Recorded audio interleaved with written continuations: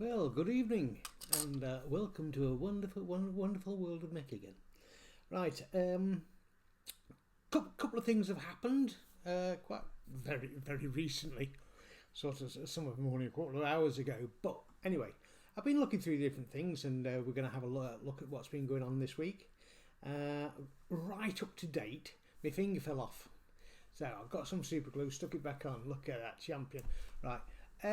So not going to get much sense out of me tonight. Anyway, sorry about that. Right, first things first. From America. Right, this is going to be really like sort of like some will agree, some won't.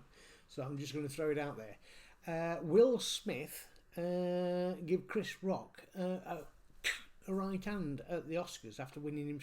I don't know if it was after he won the Oscar or before or after. Anyway, he said something derogatory about Will's missus, right? Beautiful woman, right? And I agree totally with Will Smith. He walked up on stage and he gave him a right hook, yeah. And I do exactly the same. And everyone's going, "Oh, you shouldn't have done that in public." No, if you insult somebody's good lady, then the gentleman is within his right to go up there and give you a slap. It wasn't very nice. It was uncalled for, and he was just trying to be clever, and it come unstuck, didn't it? Yeah. So, good on you, Will. I'm saying good on you, and Will, you're never going to see this, but I totally agree, and I understand exactly where you're coming from on that one. And it's nice to see somebody actually showing the manners of a gentleman to go up there. Remember, if you did it in medieval times, you got a glove around the face and you had to fight to the death. So Chris Rock, he got off light. Do you know what I mean? Right, so that's that one. Over and done with. Everyone doesn't want to say anything because they're scared of upsetting somebody somewhere along the line. But there you are. I'm only giving my personal opinion.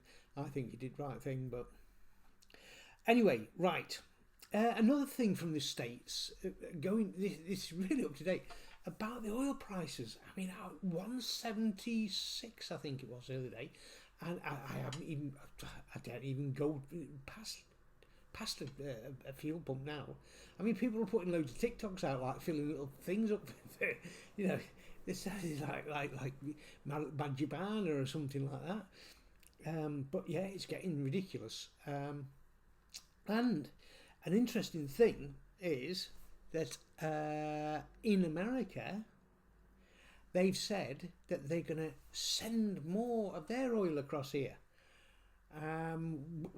Well, I'm sorry, but I thought the idea was to wean us off the oil, not just get it from somewhere else and be indebted to that other person, regardless of being America or anything like that.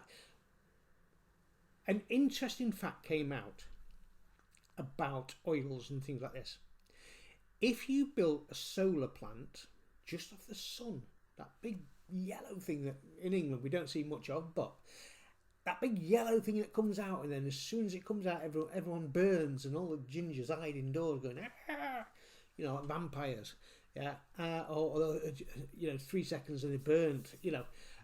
Well, it's not that. What it is somebody worked out if you make 100 miles of solar panels, square miles, that is.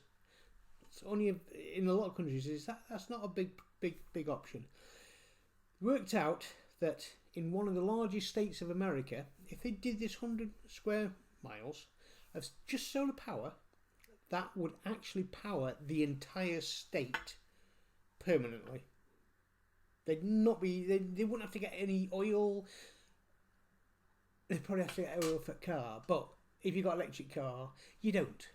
But what I'm saying is, so all you'd need is, even in America, 52 of these power things, solar power, and that's your entire power sorted.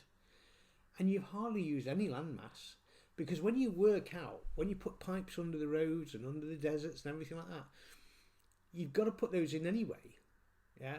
But if you've got the oil, you always have leaks and things like that. You don't with electricity. It's totally renewable and no wastage.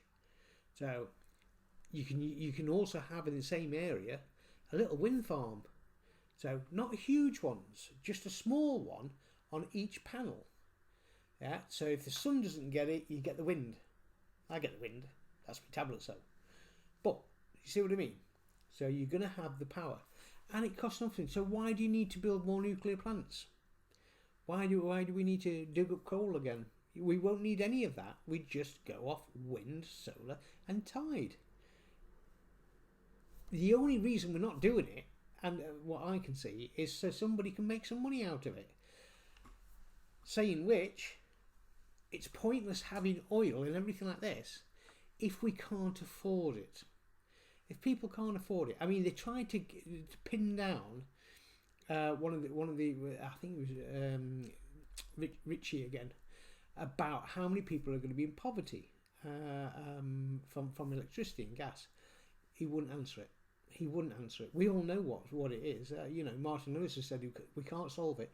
It's going to be 1 in every 3 people in the country will be hitting the poverty level because of the fuel bills. That's horrendous. That's horrendous. And even if you get to 1 in 4, that's horrendous. That's going to put millions of kids, literally, if it gets cold, can they be done for manslaughter? I don't know. So if you make it too expensive, remember, you're charging for something that actually doesn't belong to you. Oil doesn't belong to you. Oil's a natural product of the earth, but you're charging it, and you're thinking it's going up in price. No, it's not. It's still there. It's So I'm not happy about that, but nobody's going to be very happy about that, are they? Well, right. Anyway, let's see what else we've got. So that's it. We can do everything with wind, solar, and everything else. So that isn't a problem. But when matey in government decide, well, don't worry about Mr. Johnson. You're not going to be around anyway. But you'll be long gone. Not dead. Do you know what I mean? And what I'm saying is that you'll be kicked out on next thing. Don't delude yourself and think we're going to let you get off and give you another term in office. That ain't going to happen. And at Labour, don't you start grinning and thinking you're going to get in either. Because if neither of you book your ideas up, everyone's going to go to a different party completely. So, because they're fed up of hearing about you. And once we all start starving, you're not going to be anyone's flavour. I'm having right whinge, aren't I? Yeah. So it's quite interesting to see all these people. They're all, they're all going, whoa, whoa, whoa. And it's all the people it doesn't affect. Effect. It's all the people it doesn't affect. Right. Quick one for you today. As you know, I always have my favourite drinks are, well, this is actually because I've been told off again. Apparently, if that was the measure for diabetes, I'm somewhere here. I've gone well past it. So I've really got a good telling off by everybody. Meds gone up and everything like that. Right. So I'm on danger list apparently. So, right. So I've got to lose weight. And I've got to bring my sugars down. So now I'm not allowed sugar at all. I didn't think I wasn't having much anyway. Tiny little bits. So all the sugar's gone completely. And to lose weight, I'm going to be drinking this. And this is a mix. Because that coffee, God, that coffee and lemon juice, I couldn't drink it. It were horrible. God blimey. Right, so I've gone to this. This is elderflower apple, which you've seen me drink before, but it's got lemon in now and all. So it's lovely. Now, I did a little bit of experimenting, home experimentation, to see what happens when you have the lemons and things like that. And what's happening is it's curdling stuff inside you. So, which sounds horrible because normally you and chuck it up, don't you? Right. Well, it's not doing it, having that effect, but what it's actually doing is it's cleansing you, and it's going through. And I've got another one for you this week to cleanse your body, to cleanse your bowels and everything like that. And that is to get some cucumber, get your ninja out, and cucumber and pear. Get them. You put a bit of apple in if you want, but cucumber and pear, put it into your Ninja, off you go. Lovely drink, and it'll help cleanse you as well.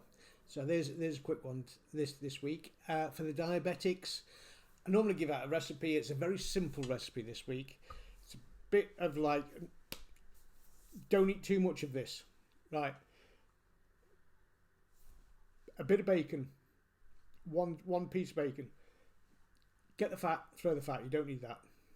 Slice it into little bits. Fry that off or grill, whichever suits you. If you like crispy, give it a grill. 10 minutes, done. Right. Chicken, one chicken breast. Chop it into small pieces.